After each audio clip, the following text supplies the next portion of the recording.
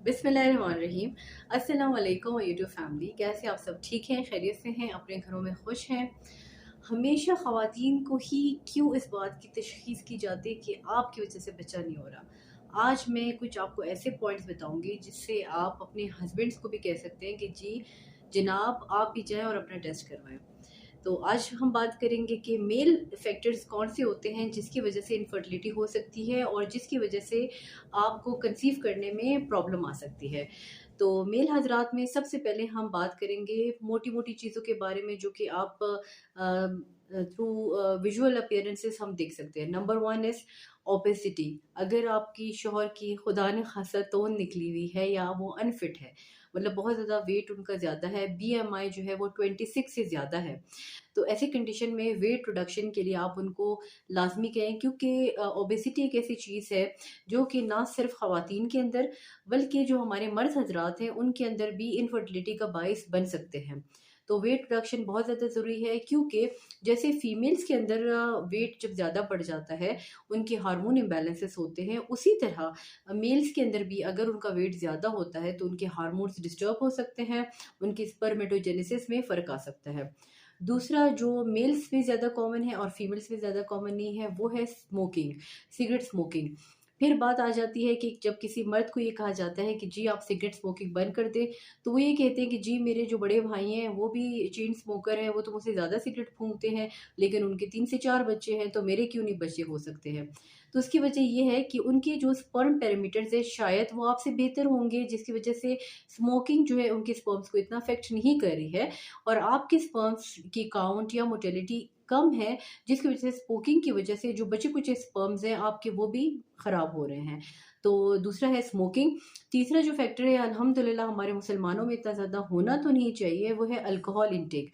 यानी कि वो मर्द हजरात जो खुदा न खासा अल्कोहल यानी शराब नोशी का शराब नोशी करते हैं या उनकी जो सर्कल है वो उसमें ये बहुत ज़्यादा कॉमन है, तो उनको चाहिए कि स्मोकिंग के साथ अल्कोहल का इंटेक भी कम कर दें।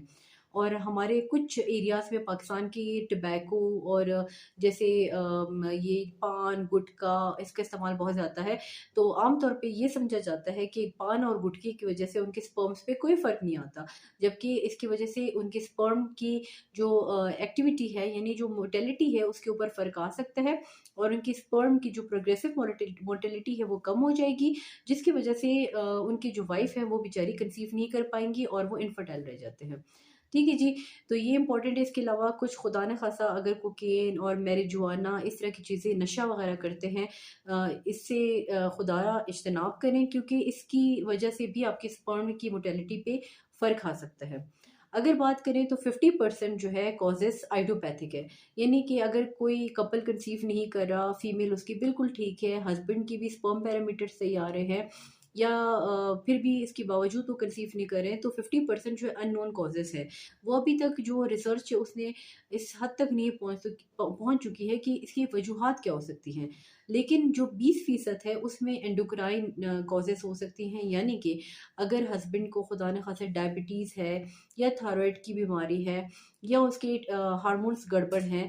इसमें आपने देखा होगा कुछ मर्द हज़रात होते हैं, वो कहते हैं कि मतलब मुझे डिलेड प्यूबर्टी हुई थी, यानी कि उनकी जो दाढ़ी मूंछें हैं वो 13 साल की उम्र में नहीं आए थे।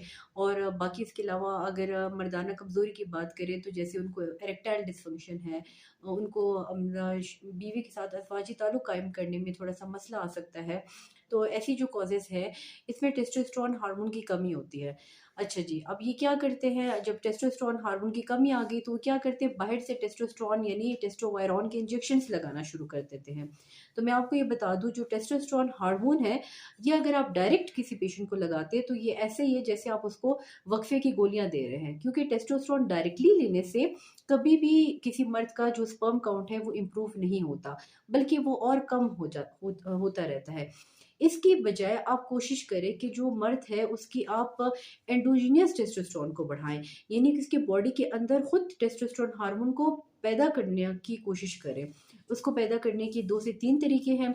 उसमें आप लेट्रोज़ोल का इस्तेमाल कर सकती हैं, हस्बैंड को 3 मंथ्स के लिए और या 5 मंथ्स तक आप लेट्रोज़ोल दें।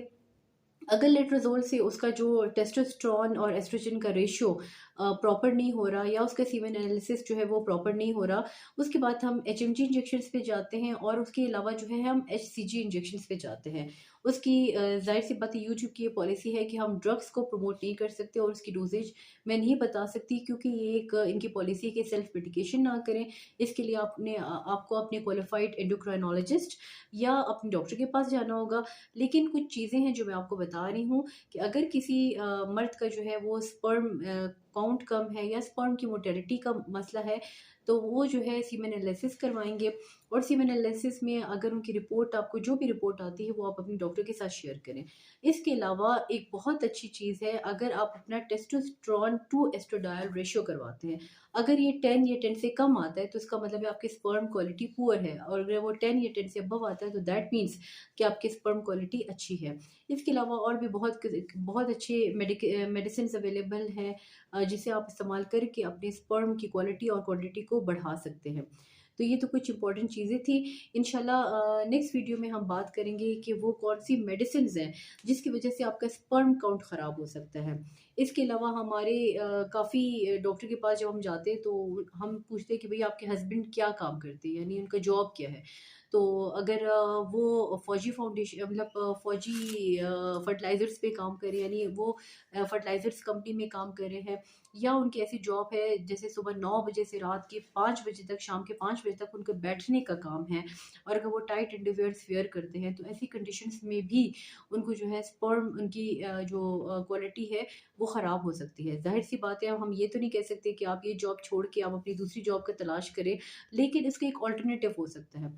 अगर उस जॉब की वजह से उनकी स्पर्म की क्वालिटी में फ़र्क आ रहा है, तो उनको चाहिए कि वो अपनी डाइट इम्प्रूव करें, अपनी न्यूट्रिशन इम्प्रूव करें और ऐसी चीज़ें लें जिसके अंदर सेलेनियम ज़्यादा हो, जैसे कि सैल्मन फिश वगैरह उसका इस्तेमाल करें। विटामिन ई के सप्लीमेंट्स लें और एल कार्निटीन है, विटामिन सी है, इस किस्म के एंटीऑक्सीडेंट्स लें ताकि उनके जो स्पर्म डैमेजिंग इफेक्ट्स हैं उनको हम नलिफाई कर सकें और थोड़ा बहुत उनको हम हेल्प कर सकें। उसके अलावा अगर वो टाइट अंडरवियर्स वेयर करते हैं या वो लैपटॉप अपने लैब में रख के काम करना है, तो फिर कोशिश करें इस चीज़ों को अवॉइड करें। लैपटॉप जो है वो टेबल के ऊपर रखें और टाइट अंडरवियर्स का जो इस्तेमाल है वो कम से कम करें। और कोशिश करें कि कुछ ना कुछ एक्सरसाइज वगैरह कर लें। एक्सरसाइज से होता है ब्लड फ्लो इम्प्रूव होता है टेस्टिस के अंदर, जिसकी वजह से स्पर्मेटोजेनेसिस एनहांस होती है। अपनी डाइट अच्छी करें, एक्सरसाइज करें, अपनी लाइफस्टाइल बेहतर करें। तो इंशाल्लाह नेक्स्ट वीडियो में बात करेंगे कि वो कौन सी मेडिसिन है जिसके इस्तेमाल से आपका स्पर्म काउंट जो है वो अफेक्ट हो सकता है।